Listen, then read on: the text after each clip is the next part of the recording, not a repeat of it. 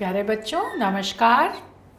आशा है जो मैं आपको हिंदी से संस्कृत में अनुवाद कक्षा 9th में पढ़ा रही हूँ आपको समझ में आ रहा होगा, है ना। और अगर जो आपकी समस्या हो वो आप हमसे पूछ सकते हैं। अब उसी कड़ी में मैं ये दूसरे खंड में आ रही हूँ। अभी तक हमने आपको लट लकार वर्तमान काल तक पढ़ाया था। अब इसके आगे क्या है बेटा, हिंदी संस्कृत अनुवाद। फिर से मैं आपको उसका जो है दूसरा खंड पढ़ाने जा रही हूँ। आशा है पहला खंड समझ में आ गया होगा। और अब हम दूसरे खंड पर आते हैं बेटा। हमने उसमें लट लकार तक पढ़ाया था। अब खेलना क्रिया का बेटा लंग लकार।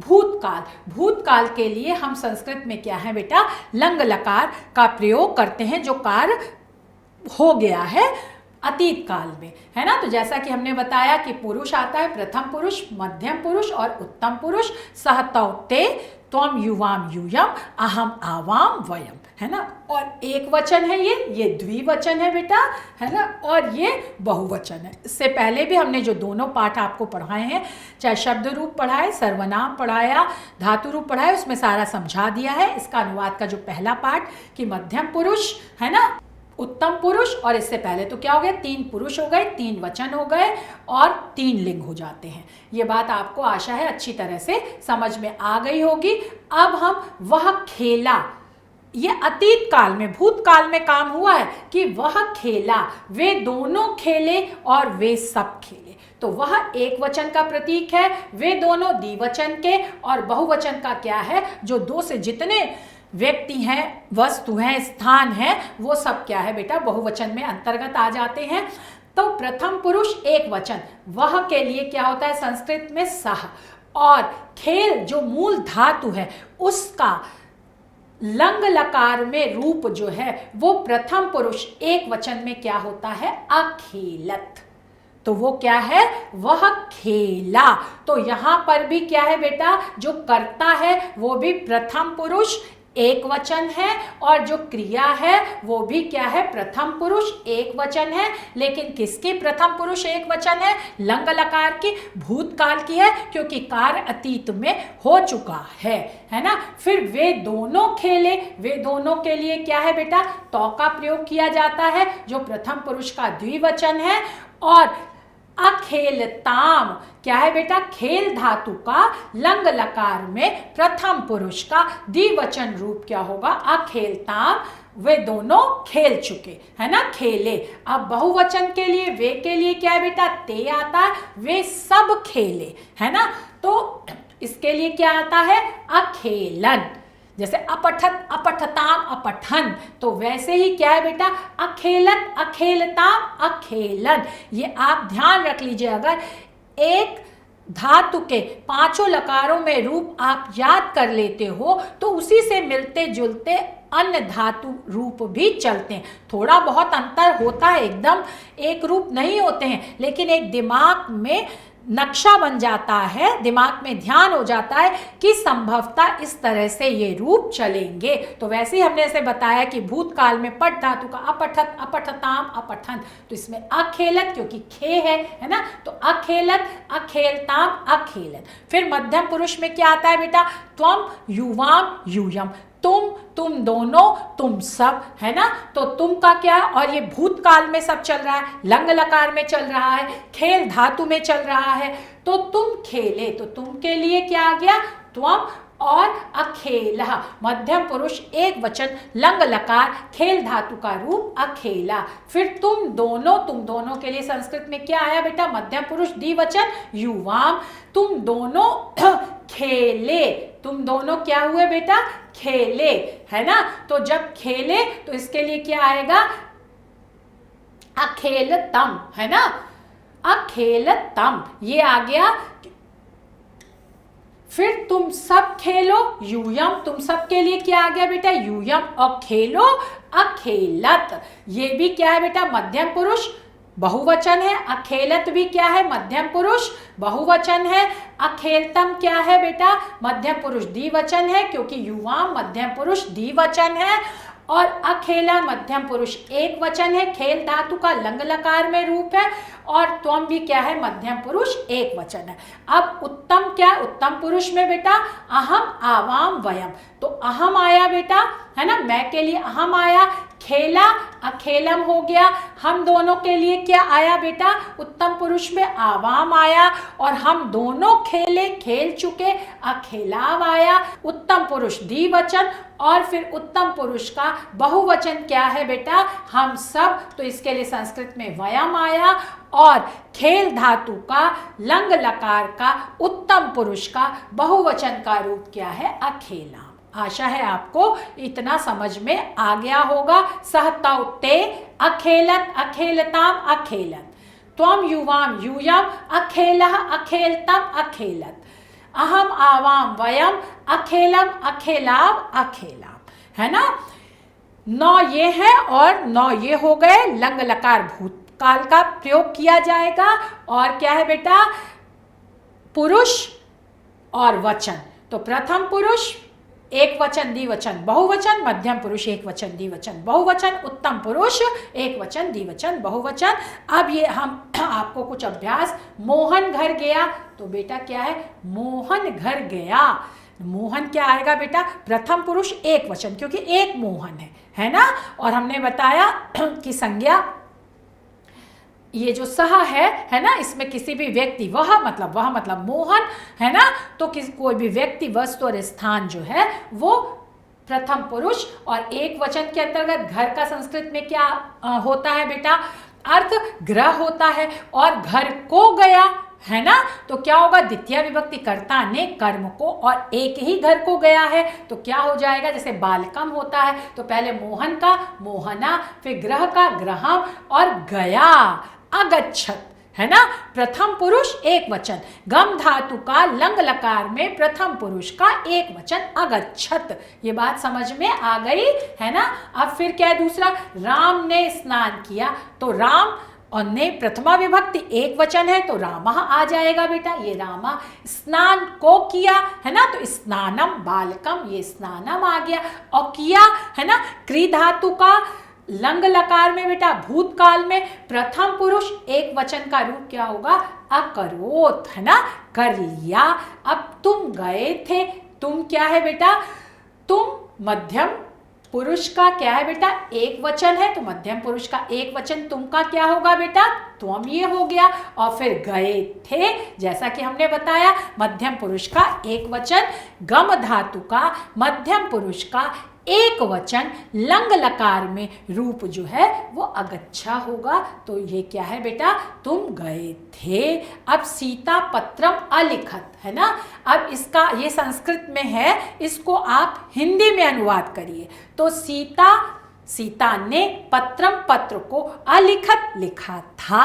ये बात आपको समझ में आ गई। सीता क्या है बेटा, प्रथमा विभक्ति एक वचन, पत्रम के एक पत्र को, तो ये भी प्रथमा विभक्ति एक वचन। अब लिखा था, तो लिख धातु का प्रथम पुरुष का एक वचन, है ना बेटा, और किसमें, लंग लकार में। लंग लकार में लिख धातु का लंग लकार में प्रथम पुरुष का एक वचन हुआ अलिखत। तो आशा है बेटा आपको ये बात समझ में आ गई होगी। अब हम आते हैं बेटा गम लिट लकार भविष्य काल का। अब हम ये लिट लकार भविष्य काल का गम धातु में आपको अनुवाद बताते हैं। इसमें भी 3 पुरुष, प्रथम मध्यम उत्तम, 3 वचन, एक वचन द्विवचन बहुवचन। गम जो है वो बेटा मूल धातु है ना, और वही सह ताओ ते, प्रथम पुरुष का एक वचन द्विवचन बहुवचन। और क्या होगा, गमिष्यति गमिष्यतः गमिष्यन्ति। फिर मध्यम पुरुष का बेटा एक वचन द्विवचन बहुवचन, त्वम युवाम यूयम। और गम धातु का लिट लकार में भविष्य काल में मध्यम पुरुष क्या होगा बेटा, एक वचन होगा गमिष्यसि, द्विवचन होगा गमिष्यथा, और बहुवचन होगा गमिष्यथ। फिर क्या है बेटा, गम धातु का उत्तम पुरुष में एक वचन में गमिष्यामि, द्विवचन में गमिष्यावः, और बहुवचन में गमिष्यामः। और ये क्या होगा बेटा, उत्तम पुरुष क्या होगा, अहम आवाम वयम, मैं या हम, और आवाम हम दोनों, वयम हम सब, है ना।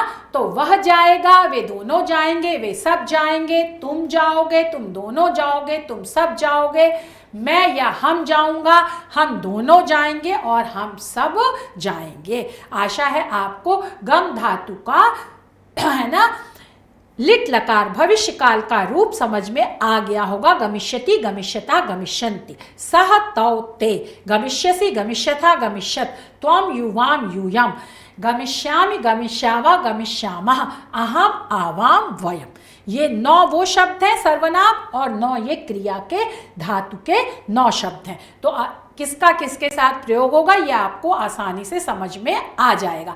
अब महेश कल यहाँ आएगा। अब महेश की जगह तो महेश ही होगा, नाम है, प्रथम पुरुष, प्रथमा विभक्ति एक वचन का रूप आएगा। तो जब प्रथमा विभक्ति एक वचन का रूप आएगा तो ये महेशा हो जाएगा। कल के लिए संस्कृत में श्वः प्रयोग होता है, अत्र के लिए यहाँ, और आएगा तो इसमें क्या है बेटा, प्रथम पुरुष का एक वचन ही प्रयोग होगा, क्योंकि आएगा, जाएगा नहीं, आएगा, इसलिए यहां पर क्या लग गया, गमिष्यति में आ लगा दिया, आगमिष्यति। तो महेश क्या है, प्रथमा विभक्ति एक वचन, कल का संस्कृत में होता है श्वः, अत्र का यहाँ, और आएगा तो ये प्रथम पुरुष का एक वचन गमिष्यति में, क्योंकि आएगा तो आ लग गया। समझ में आ गया। फिर वे दूसरा क्या है बेटा, मोहन बाजार को जाएगा। मोहन क्या है बेटा, प्रथमा विभक्ति एक वचन है, तो मोहना, बाजार को संस्कृत में आपड़ कहते हैं, आपड़म बाजार को, है ना, बालकम कर्ता ने कर्म को, बाजार को, है ना, तो आपड़म, और जाएगा गमिष्यति, प्रथम पुरुष एक वचन, प्रथम पुरुष एक वचन, क्योंकि मोहन क्या है बेटा, प्रथम पुरुष एक वचन है, और गमिष्यति भी यहाँ प्रथम पुरुष एक वचन है। आशा है आपको बच्चों ये इतना जो है वो समझ में, लिट लकार, गम धातु का लिट लकार, इसी तरह से पठ धातु का, इसी तरह से पा धातु का, इसी तरह से दृश्य धातु का आप प्रयोग कर सकते हैं। अब हम आते हैं बच्चों, प्यारे बच्चों, वद, है ना, वद धातु में लोट लकार जो आज्ञा के अर्थ में होता है, उसका रूप हम आपको, उसका अनुवाद समझाते हैं। लोट लकार जैसा कि हमने आपको बताया कि आज्ञा के अर्थ में, तुम जाओ, तुम बैठो, तुम खड़े हो, है ना, तो जब किसी को आज्ञा दी जाती है तो वहां पर लोट लकार का, ये लोट लकार आज्ञार्थ, और वद धातु का लट लकार में रूप कैसे चलता है बेटा, वदतु, वदताम, वदंतु, वद, वदतम, वदत, वदानी, वदा, वदा। ये आप समझ में आ गया आपको, वद धातु का लोट लकार में रूप।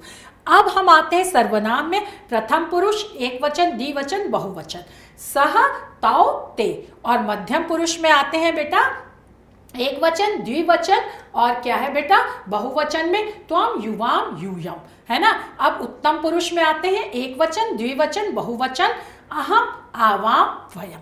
ये बात स्पष्ट हो गई। तो क्या है बेटा, वह बोले, तो वह क्या है बेटा, वह के लिए संस्कृत में सह आ गया, और बोले ये प्रथम पुरुष है बेटा, एक वचन है, तो वद धातु का लोट लकार में प्रथम पुरुष एक वचन वदतु हो गया। वे दोनों बोले, वे दोनों के लिए क्या है बेटा, तौ आ गया, और वद धातु का लोट लकार में प्रथम पुरुष में द्विवचन क्या आ गया बेटा, वदताम आ गया, वदताम आपने लगाया।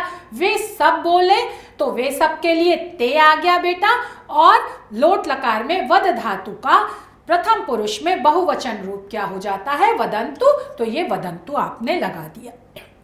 अब तुम बोलो, मध्यम पुरुष एक वचन है, तुम के लिए त्वम आता है, बोलो बेटा मध्यम पुरुष एक वचन का वद धातु का लोट लकार में रूप वद है, तो त्वम वद। फिर क्या है बेटा, तुम दोनों के लिए युवाम आ गया, मध्यम पुरुष द्विवचन का वद धातु का लोट लकार में रूप वदतम है, ये वदतम आ गया।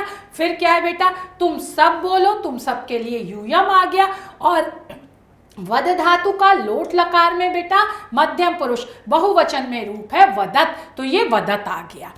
अब मैं बोलूं, मैं के लिए संस्कृत में क्या होता है बेटा, अहम होता है, तो ये अहम आ गया, और वद धातु का लोट लकार में उत्तम पुरुष में एक वचन जो है वो वदानी होता है। फिर हम दोनों आ गए, ये आवाम आ गया बेटा, आवाम जो है वो उत्तम पुरुष द्विवचन है, तो उत्तम पुरुष द्विवचन का वद धातु में लोट लकार का वदाव होता है, ये वदाव आ गया बेटा। फिर हम सब बोले, हम सब बोले, हम सब के लिए बेटा वयम आता है, और वयम जो क्या है उत्तम पुरुष का बहुवचन है ना, तो उत्तम पुरुष का बहुवचन लोट लकार वद धातु का क्या होता है, वदाम होता है, तो यहाँ पर हमने वदाम कर दिया।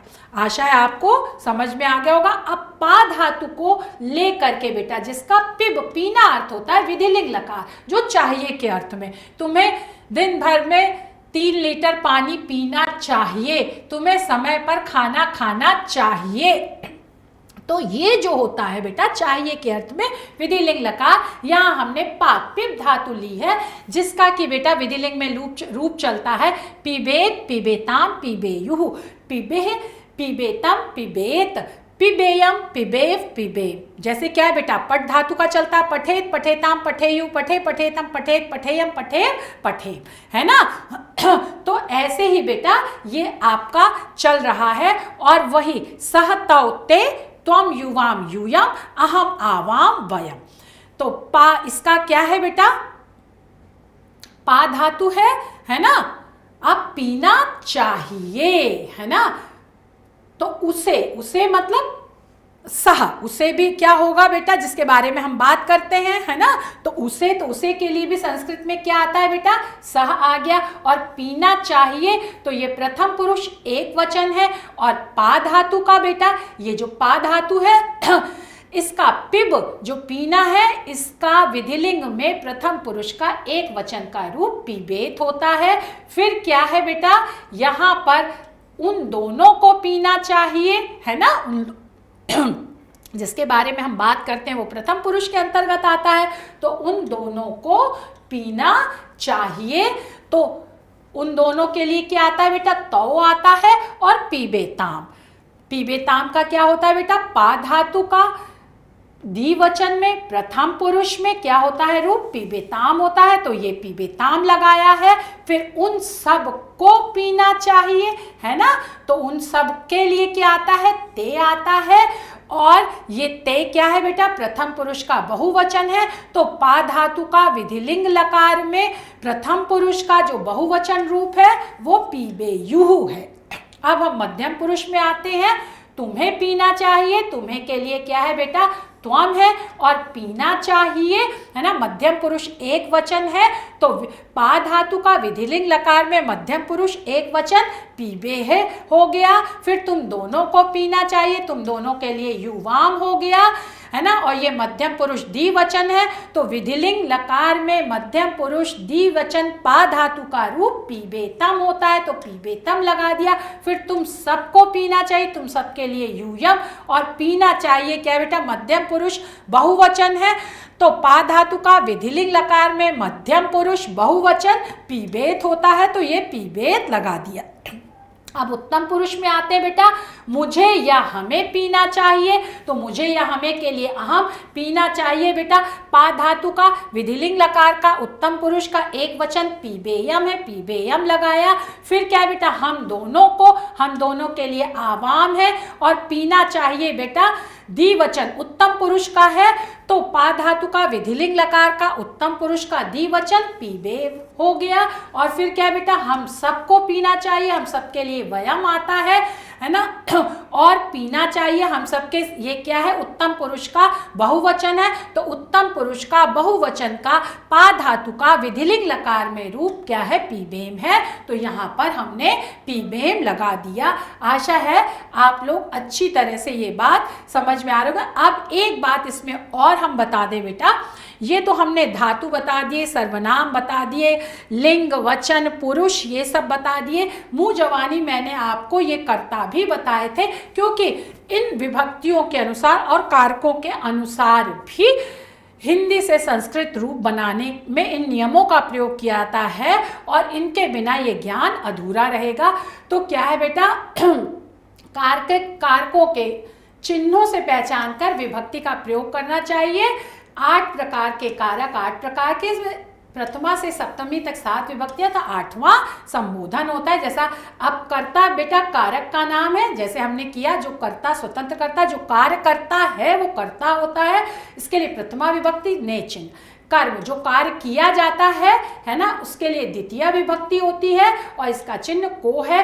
करण जिसके द्वारा कार्य किया जाता है ना, तो ये तृतीय विभक्ति होती है, और से द्वारा, है ना। हम कलम से लिखते हैं, तो ये कलम से, ये क्या है बेटा, ये करण कारक है ना, और तृतीया विभक्ति है। संप्रदान है ना, चतुर्थी के लिए जहां आता है बेटा, इसका चिन्ह के लिए है, चतुर्थी विभक्ति होती, कारक का नाम संप्रदान होता है। तो जैसे हम विद्यार्थियों के लिए पढ़ाते हैं, है ना, तो किसके लिए पढ़ाते हैं, विद्यार्थियों के लिए, तो वो संप्रदान कारक है ना, पढ़ाते हैं। अब अपादान पंचमी बेटा, कारक का नाम अपादान है, विभक्ति पंचमी है और अलग होने के अर्थ में। जैसे क्या है, पेड़ से पत्ते गिरते हैं। फिर क्या है बेटा, छठा जो है वो षष्ठी विभक्ति है, संबंध कारक है और इसके चिन्ह क्या है, काके की रारी रे, राम का पुत्र, हमारा घर, है ना। फिर क्या है बेटा, सातवां अधिकरण कारक है, विभक्ति क्या है, सप्तमी है और इसका चिन्ह है में और पर। अब संबोधन, संबोधन और विभक्ति वही, और हे हो रे अरे भो। अब हम प्रथमा विभक्ति के एक एक दो दो आपको बता देते हैं, है ना।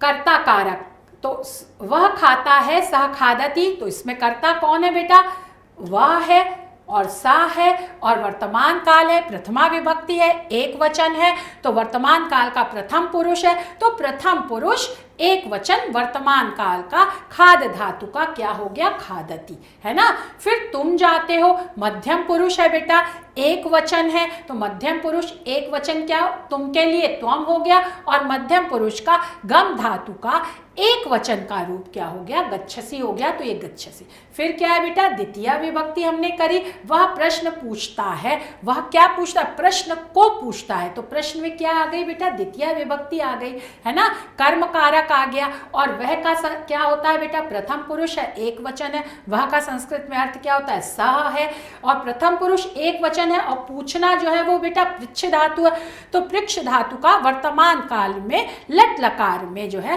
प्रथम पुरुष एक वचन का रूप क्या हो गया, पृच्छति हो गया, और प्रश्न को पूछता है तो कर्म कारक है, द्वितीय विभक्ति है, एक प्रश्न पूछता है तो बालकम जैसे आता है वैसे ये क्या हो गया, प्रश्नम। बात समझ में आ गई, है ना। फिर हरि पुस्तक देगा, हरि किसको देगा, पुस्तक को देगा, तो पुस्तक में क्या हो गया बेटा, द्वितीय विभक्ति, और एक पुस्तक देगा, तो कर्म कारक, द्वितीय विभक्ति, एक वचन, और कौन दे रहा है, पुस्तक, हरि दे रहा है, तो ये कर्ता हो गया, और ये कर्ता क्या है बेटा, प्रथमा विभक्ति एक वचन का है ना, तो यहाँ पर प्रथमा विभक्ति एक वचन हरि हो गई, पुस्तक को देगा, कर्म कारक, द्वितीय विभक्ति एक वचन, तो पुस्तकम होगा। देगा बेटा दा धातु का रूप है, मतलब लिट लकार, भविष्य काल, तो दा धातु का क्या होगा बेटा, और प्रथम पुरुष का एक वचन लगेगा, तो दास्यति, दास्यता, दास्यंती, तो दास्यति आएगा, प्रथम पुरुष का दा धातु का एक वचन का रूप क्या हो गया बेटा, दास्यति हो गया, तो यहाँ पर ये दास्यति आ गया। अब हम आते हैं बेटा तृतीया विभक्ति पे। तृतीया विभक्ति करण कारक, मोहन कलम से लिखता है। अब मोहन क्या है बेटा, कौन लिखता है, मोहन लिखता है, तो मोहन क्या हो गया, कर्ता हो गया, और ये प्रथमा विभक्ति एक वचन है ना, तो इसके लिए प्रथमा विभक्ति एक वचन के लिए मोहन आ गया। अब कलम से, कलम के द्वारा करण कारक है, और कलम कितनी है, एक है ना, तो तृतीया विभक्ति एक वचन का रूप कलमेन, जैसे फलेन, है ना, तो ये कलमेन, और लिखती है, वर्तमान काल है, लट लकार है, तो लिख धातु का वर्तमान काल का लट लकार का ये क्या है बेटा, प्रथम पुरुष एक वचन है, तो लिख धातु का वर्तमान काल लट लकार का प्रथम पुरुष एक वचन का रूप लिखती हो गया, तो ये लिखती हो गया, है ना, तो मोहना कलमेन लिखती। अब हाथी सूंड से जल पीता है, हाथी क्या है बेटा, कौन जल पीता है, हाथी, तो हाथी क्या हो गया, कर्ता हो गया, और हाथी के लिए संस्कृत में गजह, और ये प्रथमा विभक्ति एक वचन है, तो प्रथमा विभक्ति एक वचन का रूप हाथी का गजह, जैसे बालकः।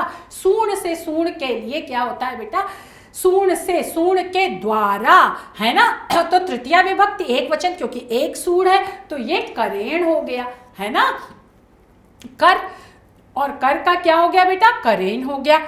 बालकेन करेण, और जल को पीता है तो को है, तो बेटा द्वितीय विभक्ति कर्म कारक है तो जलम होगा, जैसे बालकम, है ना। या ये बात समझो, फलम और फिर पीबती, क्योंकि नपुंसक लिंग है तो फल की तरह चलेगा, तो फलम फले फलानी, फलम फले फलानी, तो जलम पीबती। पा धातु का बेटा वर्तमान काल है, तो पा धातु का वर्तमान काल के लिए लट लकार प्रयोग होगा, और एक ही हाथी जल पी रहा है ना। तो ये क्या होगा, प्रथम पुरुष एक वचन आएगा, तो प्रथम पुरुष का पा धातु का लट लकार में रूप क्या होगा, पीबती, तो ये पीबती लगाया है। अब बेटा हम आ गए चतुर्थी विभक्ति संप्रदान कारक, जिसका चिन्ह क्या होता है, के लिए होता है। अब वृक्ष परोपकार के लिए फलते हैं, तो वृक्ष फलते हैं मतलब बहुवचन है, तो वृक्ष जो है वो बेटा प्रथमा विभक्ति का बहुवचन आएगा, वृक्षाः, है ना। एक वचन या एक वृक्ष नहीं, अगर आता तो फलता है, लेकिन फलते हैं तो बहुवचन है, तो वृक्षा। अब परोपकार के लिए चिन्ह आया तो चतुर्थी है और एक वचन है, तो परोपकाराय, बालकाय, परोपकाराय, परोपकाराय। और फिर फलते हैं बेटा, फल धातु का वर्तमान काल का मतलब लट लकार का प्रथम पुरुष का बहुवचन प्रयोग होगा, फलंती, है ना। फलति, फलतः, फलंती, तो ये फलंती यहां पर लगा दिया। फिर अग्नि के लिए स्वाहा, जहां बेटा स्वाहा, स्वधा, इन सब के लिए प्रणव, इन सब के लिए हम चतुर्थी विभक्ति का प्रयोग करते हैं, और वैसे भी यहाँ के लिए आया है तो अग्नय, किसके लिए स्वाहा, अग्नि के लिए, तो अग्नि का क्या है बेटा, चतुर्थी विभक्ति अग्नये, है ना।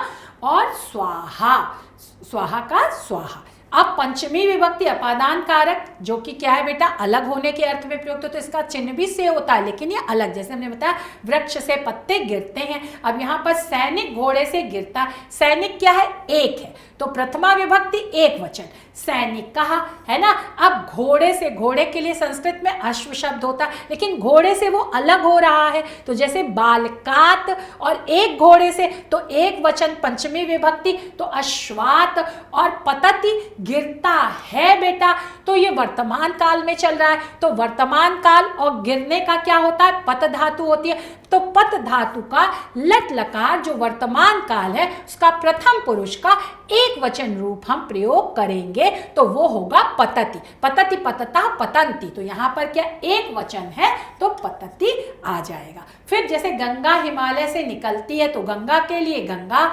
हिमालयात, हिमालय से अलग हो रही है, तो हिमालय में क्या होगा बेटा, पंचमी विभक्ति का प्रयोग होगा, हिमालय एक है तो पंचमी विभक्ति एक वचन का प्रयोग होगा, तो जैसे बालकात वैसे क्या होगा, हिमालय से, हिमालयात। और निकलने के लिए क्या है बेटा, प्रभवती, है ना, तो प्रभ, और वही जो इसका प्रथम पुरुष एक वचन लगेगा, तो ये क्या हो गया, ये प्रभवती आ गया, प्रभवती, प्रभवतः, है ना। इस तरह से आपका चलेगा, तो ये निकलती है, तो प्रभवती।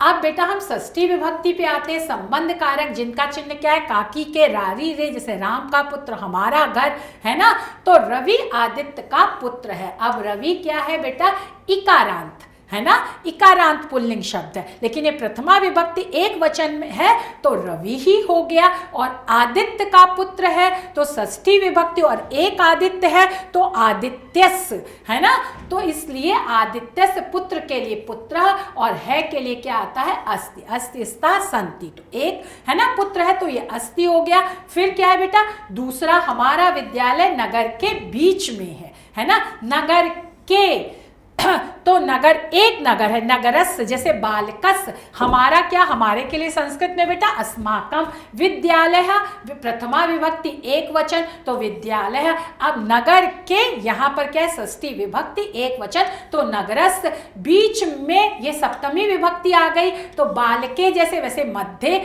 और स्थिता अस्ति में है, मतलब बीच में स्थित है तो स्थितः, और है के लिए अस्ति आ गया। अब सप्तमी विभक्ति बेटा अधिकरण कारक, जिसका चिन्ह में पर है, लड़कियां दर्पण में मुख देखती हैं, लड़कियां, तो अब लड़कियां बहुवचन है, प्रथमा विभक्ति बहुवचन, तो बालिका दर्पण में सप्तमी विभक्ति है तो वही, और दर्पण एक है तो एक वचन, सप्तमी विभक्ति दर्पणे, मुखम, मुख को, है ना, तो मुखम हो गया बेटा, मुख को मुखम, और पश्यन्ति देखती हैं, बहुत सारी लड़कियां हैं, वर्तमान काल है, तो क्या है बेटा, पश्य धातु का वर्तमान काल लट लकार में प्रथम पुरुष का बहुवचन है ना, पश्यन्ति आ गया। अब निखिल शास्त्र में, निखिल बच्चे का, लड़के का नाम है, प्रथमा विभक्ति एक वचन है, तो निखिला शास्त्र में सप्तमी विभक्ति है और एक वचन है शास्त्र में, तो शास्त्रे निपुणा, निपुणा या कुशला आप कुछ भी लिख सकते हो, है अस्ति। समझ में आ गया। अब संबोधन का एक उदाहरण हम, हे कृष्ण तुम यहाँ आओ। संबोधन में क्या है बेटा, विस्मयादि चिन्ह लगता है, तो ये विस्मयादि चिन्ह है। हे कृष्ण तुम, त्वम अत्र, यहाँ, यहाँ के लिए अत्र हो गया, और क्या है, आओ तो आगच्छ हो गया। ये त्वम क्या है बेटा, मध्यम पुरुष एक वचन है, तो यहाँ पर भी क्या हो गया, मध्यम पुरुष एक वचन का रूप चला है। आशा है ये हमारा कर्ता कारक सहित सारे लकारों में विभक्ति, पुरुष, लिंग, वचन, ये सब आपके इसके अनुसार आपको ये सारा अनुवाद समझ में आ गया होगा। जहाँ ना समझ में आया आप हमसे समझ लीजिएगा फिर से। और ये जो हमने इसमें दिए हैं, जो इसमें अभ्यास कराया है, उस अभ्यास के अनुसार आप और अनुवाद बना करके, वाक्य बना करके हिंदी से संस्कृत में अनुवाद करिएगा। धन्यवाद, नमस्कार, आपका दिन शुभ हो।